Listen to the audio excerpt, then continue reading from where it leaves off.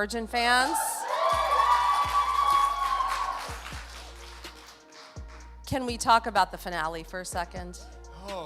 A request described as unreasonable and cold-hearted alleged that the film had been unjustly taken from Justin Baldoni as director and from Wayfarer's control due to supposed pressure from Blake Lively, with the situation portrayed as chaotic, and even reportedly supported by Sony. The framing of the dispute suggested a breakdown, not only in creative collaboration but also in professional trust, with claims that decisions were being influenced behind the scenes in ways that disrupted the original structure of control over the project. At the same time, critics argued that the narrative surrounding these claims ultimately backfired on Lively, suggesting that what may have been intended to strengthen her position instead introduced further scrutiny and doubt, shifting public perception in an unfavorable direction. The unsealed PGA letter became a central piece of this controversy, as it was expected to demonstrate that Lively had been mistreated and lacked meaningful authority within the production. Instead, the document appeared to communicate the opposite impression, written, signed, and submitted in her own words, without any indication of external alteration. The letter outlined a level of involvement that many observers found difficult to align with claims of marginalization.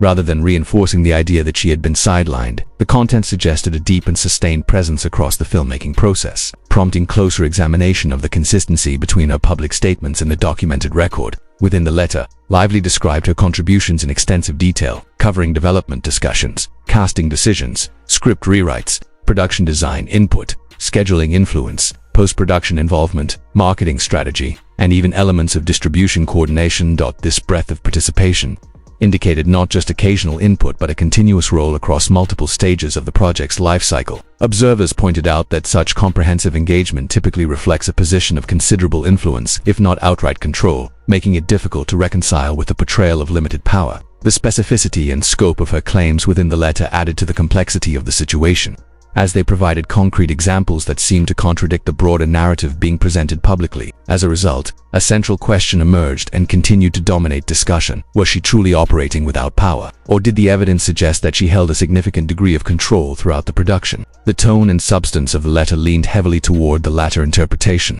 emphasizing authority, decision-making involvement, and strategic participation at nearly every level. This tension between narrative and documentation became a focal point for critics and commentators, who argued that the discrepancy made the overall situation increasingly difficult to reconcile. In the end, what was intended to clarify her position instead intensified the debate, leaving the public and industry observers to interpret two seemingly conflicting versions of the same story. She portrayed herself as deeply involved in the project, describing a hands-on role that extended far beyond a typical acting contribution. In her account, she detailed efforts to reshape the film's creative direction, review and refine production design, source key team members, and even independently reach out to secure specific design elements. She also claimed to have reviewed casting tapes, rewritten portions of the script, and influenced major decisions well before production officially began. This portrayal suggested not just participation, but a proactive and influential presence at nearly every stage of development, reinforcing the impression that she held a meaningful degree of creative authority rather than a limited or passive role. As the situation evolved, however, the letter itself underwent a significant transformation in how it was perceived. What may have initially been intended as a strategic public relations document gradually became something far more consequential: legal evidence. Once the letter was unsealed, its contents were no longer protected by narrative framing or selective interpretation. Instead, every statement became open to direct comparison with contracts, internal emails, timelines, and sworn testimony. Claims that may have once read as confident or self-advocating began to carry legal weight, and any exaggeration or inconsistency risked being interpreted as a credibility issue.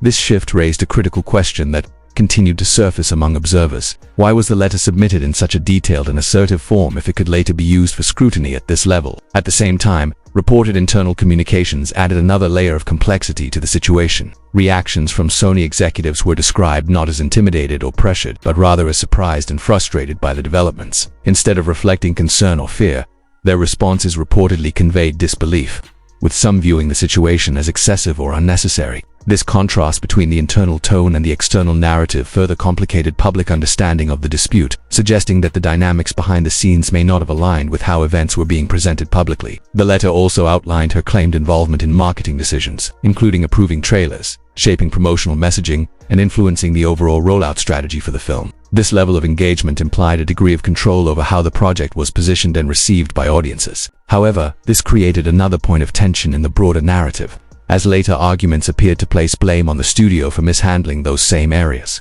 The contrast between asserting control over marketing decisions and subsequently criticizing their execution introduced a noticeable inconsistency, one that critics argued weakened the overall argument and made the situation increasingly difficult to reconcile. From a legal standpoint, the central issue increasingly came down to control. Courts tend to prioritize documented authority and clearly defined responsibility over subjective perception or public narrative. By detailing such extensive involvement in the project, Blake Lively appeared to position herself as someone who held meaningful influence over key aspects of the film's development and execution. This, in turn, created tension with claims that she had been excluded or marginalized, as the documented record suggested a level of participation that implied responsibility for outcomes rather than distance from them. The question of producers' guilt recognition introduced another layer of complexity. Earning such credit typically requires verifiable proof of substantial contribution, and the evaluation process is known to be rigorous. While some letters of support were reportedly submitted publicly, there were also indications that private communications told a more complicated story,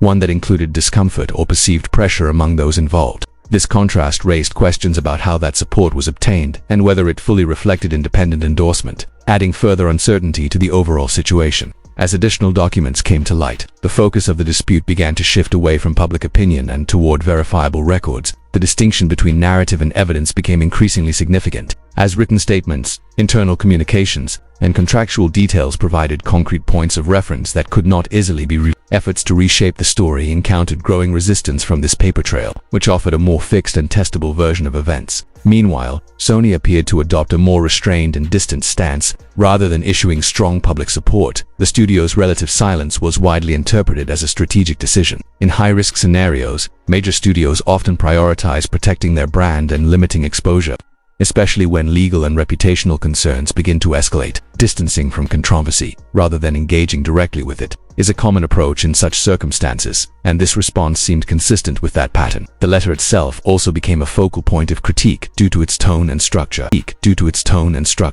Described as lengthy and highly self-focused, it placed significant emphasis on personal contributions and influence. For some observers, this came across less as a neutral presentation of facts and more as an assertion of authority. Instead of reinforcing the intended argument, the tone invited additional scrutiny, prompting questions about intent, framing, and consistency. At the core of the entire situation was a fundamental issue of contradiction. The same document that was used to support claims of marginalization simultaneously outlined a high degree of control and decision-making authority. This internal inconsistency became central to the broader debate, as it challenged the coherence of the narrative being presented and made it more difficult to align claims with evidence. As the case progressed, it became increasingly clear that documentation had taken precedence over perception. Legal outcomes depend heavily on consistency between what is claimed and what can be substantiated through records. Once statements are formally written, submitted, and entered into the record, they carry lasting weight and are not easily reinterpreted without scrutiny. Any discrepancies between those statements and other forms of evidence can significantly impact credibility. Many observers ultimately concluded that the controversy was shaped not only by external reactions but also by the material that had been submitted itself. The letter did not require reinterpretation or outside influence to raise questions.